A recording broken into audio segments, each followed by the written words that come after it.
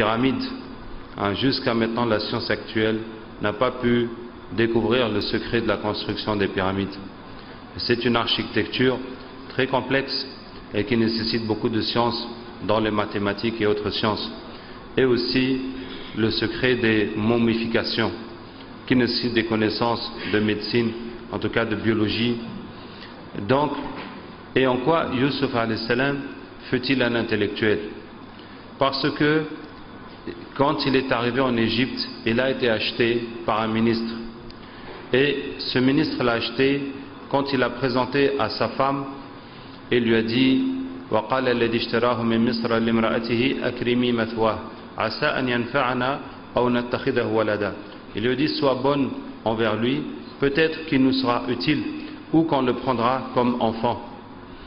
En fait, ce ministre n'avait pas d'enfant et on découvrira dans l'histoire qu'il était impuissant.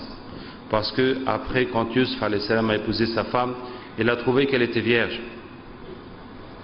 Donc, que fait quelqu'un qui ne peut pas avoir d'enfant?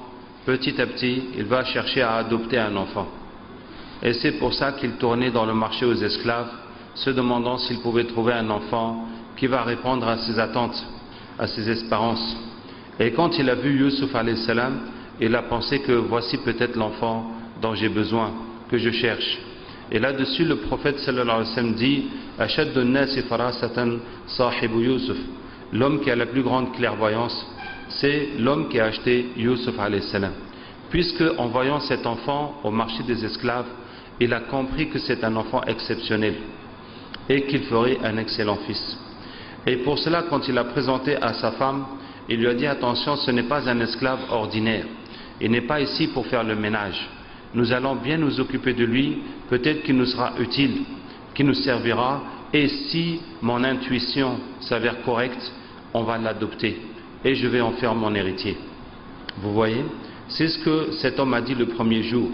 Et il va de soi que jour après jour, son intuition envers Yusuf alayhi salam va se confirmer. Et il va s'apercevoir jour après jour que vraiment il a fait une excellente affaire. Et que cet enfant, lui-même, il n'aurait pas pu avoir un enfant pareil. Et que c'est vraiment un don du ciel. Alors comment est-ce qu'un ministre éduque son fils? Est-ce qu'il l'éduque à être forgeron, ou cultivateur, ou commerçant? Il l'éduque à être homme d'État. Pour que s'il est brillant et capable et ambitieux, etc., il va aller plus loin que son père. Et si c'est un bon à rien, on va lui trouver une petite place de député ou de maire, et puis il va rester là-bas. N'est-ce pas? En tout cas, tel a été le programme prévu pour Yusuf alayhi salam. Et pour ça, quand plus tard, Yusuf va devenir le chef de l'État, ce n'est pas pour rien. Il a été formé à cela. Il a été formé à diriger un pays, à l'administration publique et aux affaires de l'État. Donc on peut parler d'un intellectuel. Maintenant nous allons essayer de comprendre qu'est-ce qu'Allah Ta'ala attend de nous en tant qu'intellectuels musulmans et quel est notre rôle dans la société, et on va prendre pour cela l'exemple de Yusuf alayhi salam. Alors il y a deux façons de comprendre l'histoire de Yusuf alayhi salam. Il y a une façon simple de dire que ce pauvre garçon a été persécuté par ses frères qui l'ont jeté sauvagement dans un puits, qui l'ont abandonné, qui ont menti à leur père et qui ont détruit son identité parce qu'il n'avait plus de nationalité, il n'avait plus de famille, il n'avait plus rien. Et il est parti comme ça à l'aventure dans l'inconnu. Et puis encore, il a été éprouvé par la femme du ministre qui a comploté contre lui jusqu'à le mettre en prison.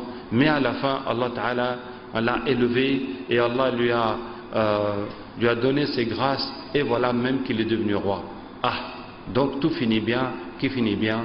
Voici donc cet homme qui a patienté, qui a été pieux et qui a été récompensé par Allah. Mais il y a une deuxième façon de considérer cette histoire. En dehors de Surat Yusuf alayhi salam, il y a un seul verset dans le Coran qui parle de Yusuf alayhi salam. C'est dans Surat Ghafir, le pardonneur, quand Allah a envoyé Moussa alayhi salam en Égypte au fils d'Israël. Puisque, pour qu'on comprenne bien, Israël en hébreu c'est Yaqub en arabe. Yaqub est le père de Yusuf alayhi salam. Et les 12 fils de Yaqub, c'est les 12 fils d'Israël qui ont donné les 12 tribus d'Israël.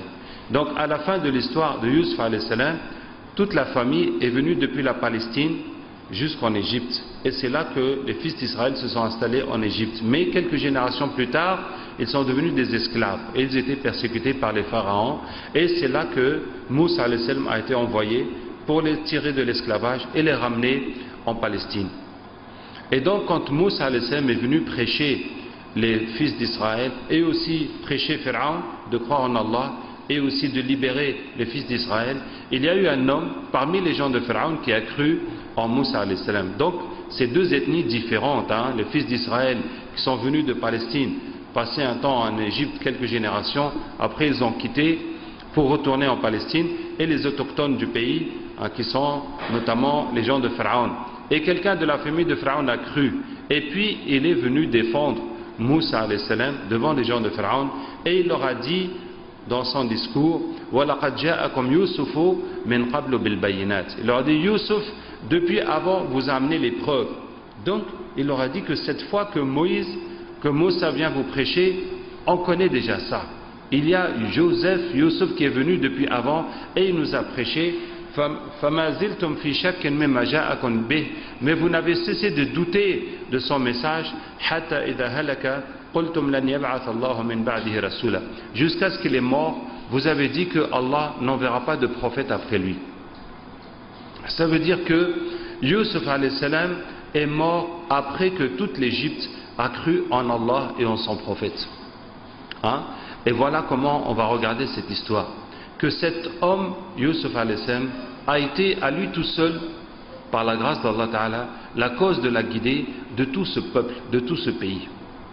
Et regardez maintenant comment Allah a envoyé dans un pays qui est une superpuissance, qui est un grand pays, une superpuissance, un enfant tout seul et qui était esclave et qui était étranger. Et depuis qu'il est venu dans ce pays, il n'y avait aucun croyant dans ce pays, aucun autre croyant que lui. Et depuis qu'il est allé là-bas, il n'a plus eu aucun contact avec son père ou avec ses enseignants ou avec personne d'autre. Et quel a été le parcours de cet enfant jusqu'à ce qu'il grandisse et jusqu'à ce qu'il soit la cause de la guidée de tout ce peuple? Vous voyez, ça veut dire que si nous avons l'ambition d'islamiser ce pays, le Niger, bon, le pays musulman, mais que l'islam soit complet, soit fort, que les musulmans, leurs pratiques s'améliorent, etc. Si nous avons cette ambition, n'est-ce pas que c'est une grande ambition? Mais Allah nous donne l'exemple de Yusuf alayhi salam qui avait plus de travail à faire que nous, puisqu'il était dans un pays qui était entièrement féticheur, où il n'y avait aucun croyant, et qui avait beaucoup moins de moyens que nous, puisqu'il était tout seul, alors que nous sommes nombreux. Il y a déjà des livres, il y a des écoles, il y a des mosquées, il y a beaucoup d'associations islamiques, d'activités, etc. Alors que lui, il est tout seul. Et puis, c'est un étranger, c'est même pas son pays. Et puis, il est esclave, il n'est même pas libre de sa vie. Est-ce que vous voyez? Ça veut dire Allah nous donne le cas extrême de l'absence de moyens matériels pour prêcher la religion, pour propager la religion. Et quel maintenant a été le parcours de Yusuf alayhi salam, ses qualités, ses actions, jusqu'à ce que tout le pays devienne croyant. Voilà. Maintenant nous allons relire cette histoire sous cet angle. Qu'est-ce qu'il a fait? Comment ça s'est passé pour que tout le pays devienne croyant? Et il y a effectivement le rôle de l'intellectuel, parce qu'il a su comprendre l'économie qui est dans la politique une des choses centrales, le fonctionnement de l'économie, et donc il a pu, et aussi comment gérer les gens, gérer les hommes, et jusqu'à ce que tout le monde